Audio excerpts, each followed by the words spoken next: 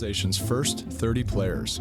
They came out of the expansion draft with far better players than the Washington club, which had been created at the same time. We did all kinds of publicity shots, including the bicycle run that was so famous all over the United States, where we rode our bikes to spring training. The Angels' first spring training home was located in Palm Springs, and the players had few, if any, objections. How many times do you get to Palm Springs? My God, that was like going to heaven. We didn't beat anybody for the first 8 or 10 days when we'd come to Palm Springs because we were out, you know. I'm not saying we broke curfew, we just didn't know when it was. On April 11th, the Los Angeles Angels faced Baltimore in their first regular season game, and despite the weather, the West Coast's newest club proved up to the task. Big Ted Kluszewski, cold day, he's down there with his short sleeve shirt, and let's go get him, he said. And Kluszewski helped the Halos do just that, hitting 2 home runs en route to a 7-2 rout over the Orioles. It was victory number 1 for the Angels franchise. All of us writers probably went overboard in our story, saying how, hey, this ragtag group of players is going to be more formidable than anyone ever anticipated. The Angels finished their inaugural season with a record of 70-91, the best ever for an expansion team. To come close to 500 baseball was beyond what we should have expected, and I think it surprised all of us. After calling LA's Wrigley Field home during the 1961 season, the Angels looked for help from their National League neighbors the following year. Walter O'Malley opened Dodger Stadium in '62 and allowed the Angels to play there, but it wasn't a good situation. They were constantly in the Dodgers' shadow. The Dodgers were a storied franchise and the media darlings of Southern California, while the Angels were still the new kids in town. Worse still, they would now play their home games in Dodger Stadium. But just when they needed it most, a young southpaw put the Halos in the headlines.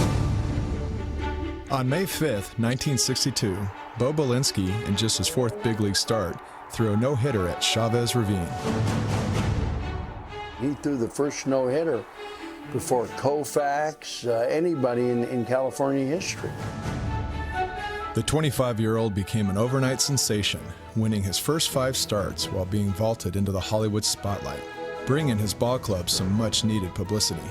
The headlines that Gene Autry wanted so bad, all of a sudden, the Angels are on front-page news. Belinsky was a hot topic, and the Angels were heating up along with him.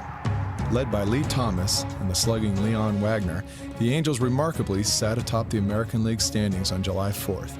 And upon their return from a long road trip, the team received a warm welcome home. We had fans sitting at the airport waiting for us to come in, moments that you'll never forget. They remained in the pennant race well into September and surprised many by finishing 3rd in the 10-team American League. In 1964, another Angels pitcher took center stage. Right-hander Dean Chance was so dominant that many of the league's best hitters were rendered helpless.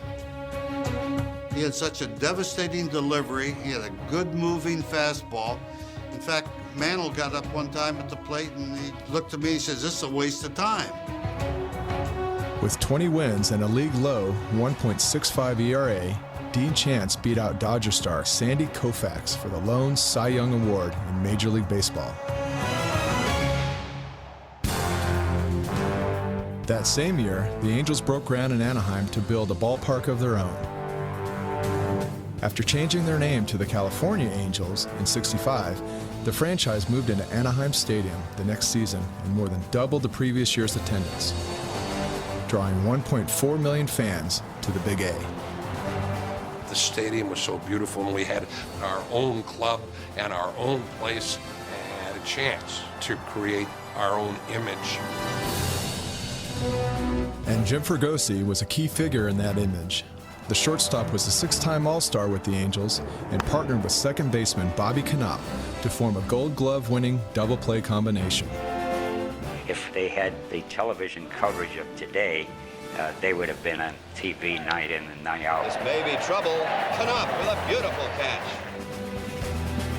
In 1970, left-hander Clyde Wright won 22 games for the Angels, including Anaheim Stadium's first no-hitter. The pitch, curved line to Fregosi, one half. He goes to second for one.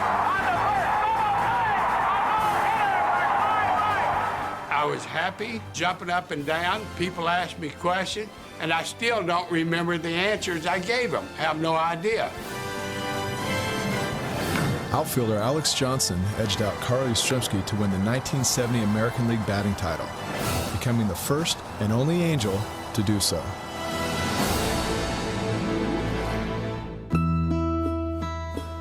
In 1971, the Angels traded away the face of the franchise, Jim Fregosi, for 4 players, including a young fireballer. I was kind of heartbroken, to be very honest with you. I just felt like I was always going to play my whole career for the Angels, and it really kind of surprised me.